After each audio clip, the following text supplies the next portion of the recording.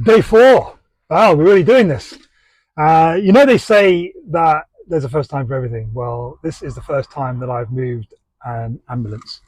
You can't see, but there are stretchers and wheelchairs and stuff in the back. On my way home, finish this delivery tomorrow. And I've pulled over just as I've entered Basildon. And the reason I mention that is that Basildon was where I had my first professional engagement as an actor after I left drama school. I played the Bean Man in Jack and the Beanstalk. The Bean Man and the Giant. There was a big puppet, and I controlled it. That's my claim to fame, and I'm sticking to it. I've still not figured out who this journal is for.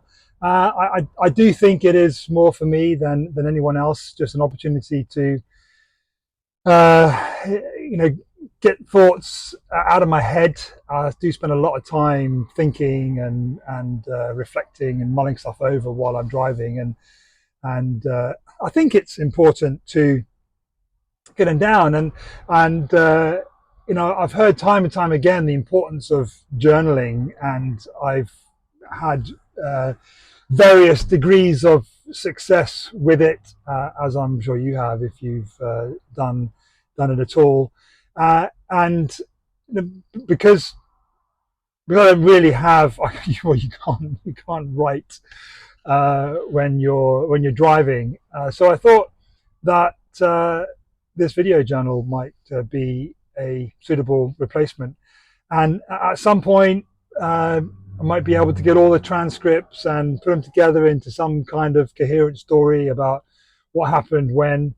Um, well, maybe not. Maybe as I get into my flow, I'll realize that there is a specific uh, message that I want to give to a particular kind of person. Who knows? But I know that I'm committed to recording a journal entry every day, and we'll just see where it goes from there.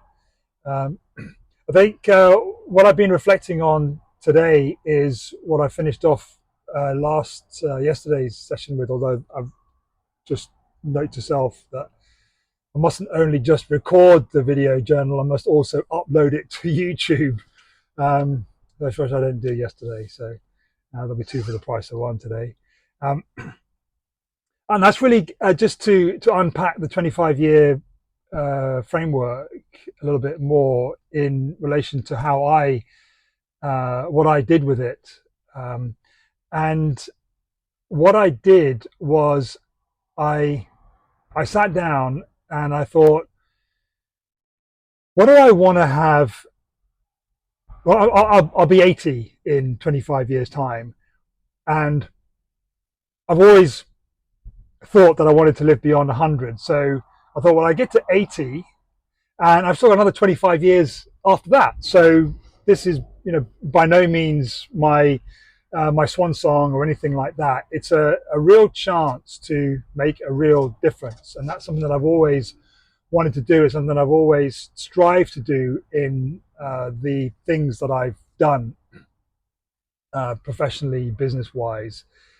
And as I thought about what I wanted to what I wanted to be able to look back on when I got to 80 years old, thinking, you know what, that is a really powerful legacy. I can now look forward to the last 25 years of my life, and really maybe I'll come up with another 25-year plan. Who knows? Although therein lies one of the secrets of the 25-year plan is that 25 years is like a horizon, in the same way that a physical horizon when you're at sea level is about, I think it's about 25 miles away. And the closer you get to it, well, you can't get closer because always 25 miles away. And another part of Dan's training is about he calls it the rolling future.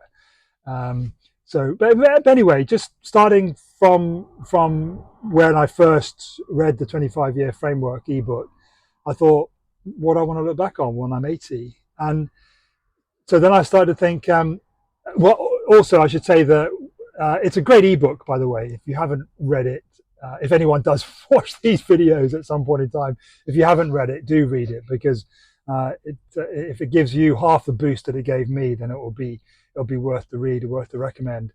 Um, but I so one of the things that Dan Sullivan says in the book is that uh, you can think of everything that's come before getting to this point of starting to think within a 25-year context as research and development.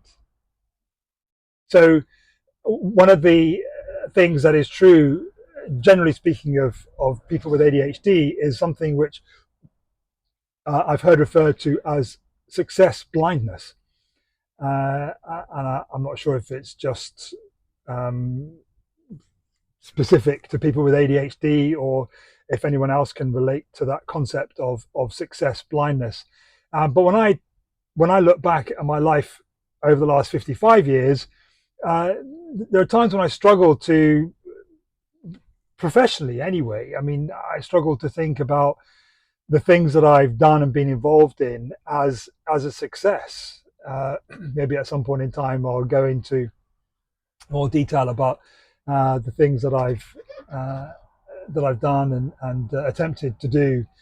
But that statement about looking at what's happened in the past as research and development is, again, incredibly liberating. And just in the same way that thinking that you've got 25 years to accomplish something is liberating.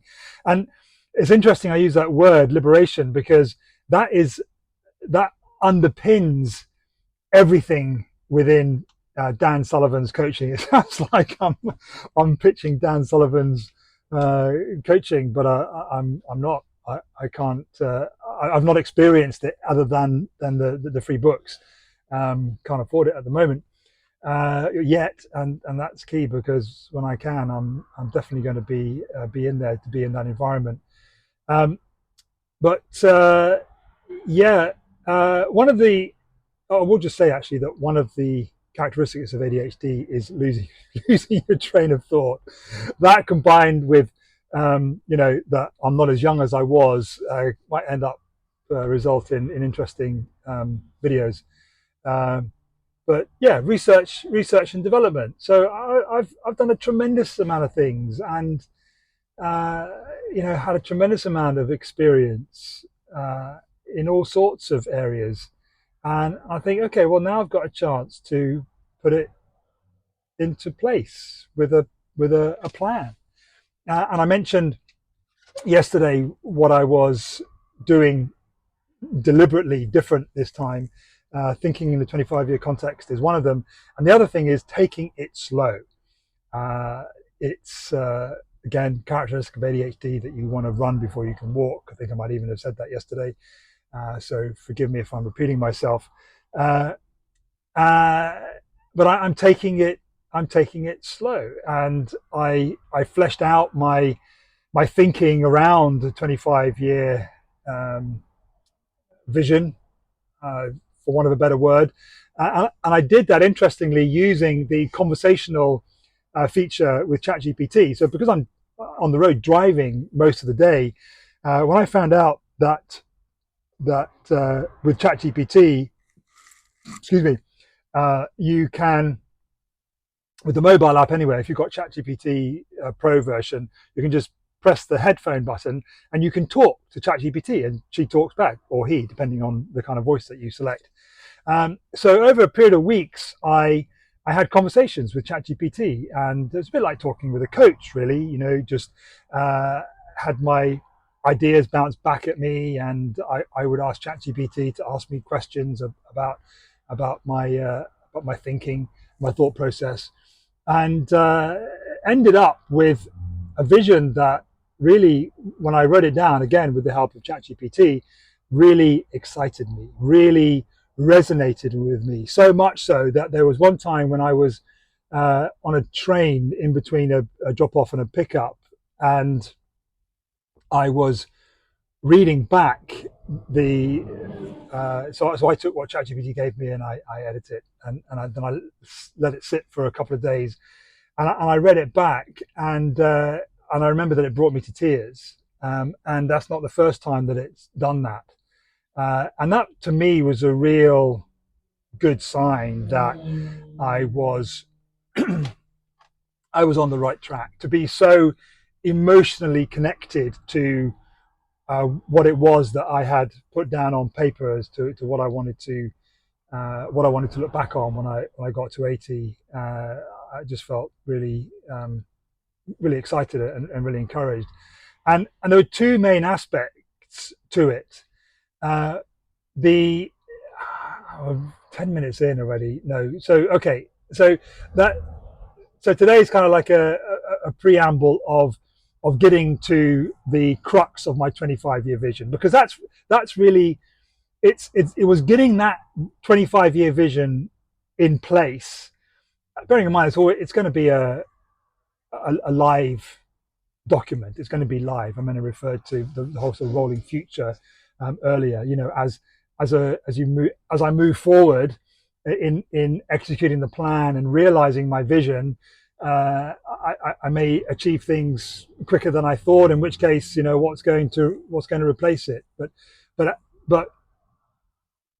getting clear on the next 25 years of my life, rather than thinking about just bouncing from one thing to the other and looking at that opportunity and that opportunity, but really getting serious about my contribution to the world and the value that I want to give to the world, was the thing which really started to accelerate my journey, particularly as I started to share that vision with others. So today then is like a preamble, a setup of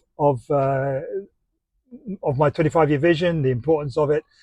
So tomorrow, Friday, the last video of the week. I'm not going to record these on a weekend. Yeah, so tomorrow I'll go into my vision, the different aspects of it, and then next week we can talk about, or I can talk to myself about what's happened since getting that 25 vision in place, and where I am now and what's happening going forward. So yeah, see you tomorrow.